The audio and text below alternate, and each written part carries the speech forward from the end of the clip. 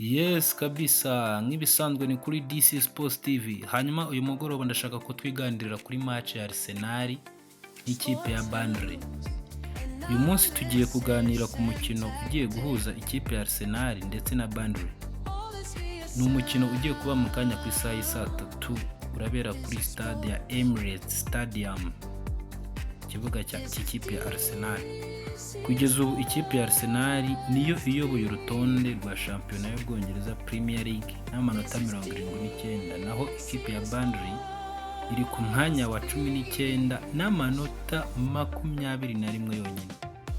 Icyo wamenya kandi ni uko iyi kipe ya Burnley mu mikino 10 iheruka yanganyijemo imikino 3, itsindwa imikino 7. Nta mukino n'umwe yigeze itsinda. Bishatse kuvuga ko mu manota 30 yashobokaga ikipe ya Burnley yakuyemo amanota 3 gusa. Naho ikipe ya Arsenal imikino 10 iheruka yakiniye mu rugo yatsinze imikino 7, inganya umukino umwe, itakaza imikino 2. Urumva ko mu manota 30 yashobokaga yabashije gukuramo amanota 22.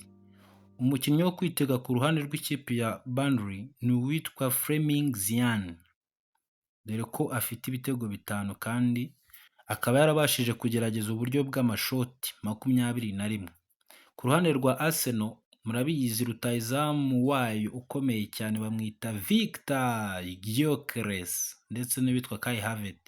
Biraterwa n'amahitamo ya Mikel Arteta uyu mugoroba kuko bose ajya bakinisha. Kandi ikindi wamenya nuko ikinyuranyo kiri hagati ya Arsenal na Burnley kigaragaza kandi kikaba ari cyo kirashingirwaho ndetse cyanashingiweho. Ikinyuranyo kiri hagati y'ikipe ya Arsenal n'ikipe ya Burnley nicyo cyashingiweho mu guha amahirwe ikipe ya Arsenal gutsinda uyu mukino, dore ko ari ikipe ifite ubusatirizi bwiza ndetse na defense nziza. Kuba Arsenal irakinira kuri Emirates Stadium birayiha amahirwe menshi yo gutsinda uyu mukino. Hanyuma rero dusoza ndashaka kubabwira 11 bashobora kubanzamo. Ku ruhande rw'ikipe ya Arsenal ni uwitwa Christian Mosquera, hagati mu mutima wa defense Gabriel Magalhaes ndetse n'uwitwa William Saliba. Abangaba murabazi ntibajya basigana.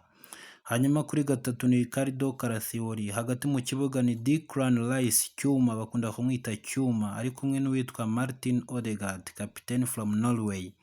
Ku ruhande rumwe aranyuzaho Leandro Trossard, urundi Eberechi Eze ndetse yatakishe Kai Havertz.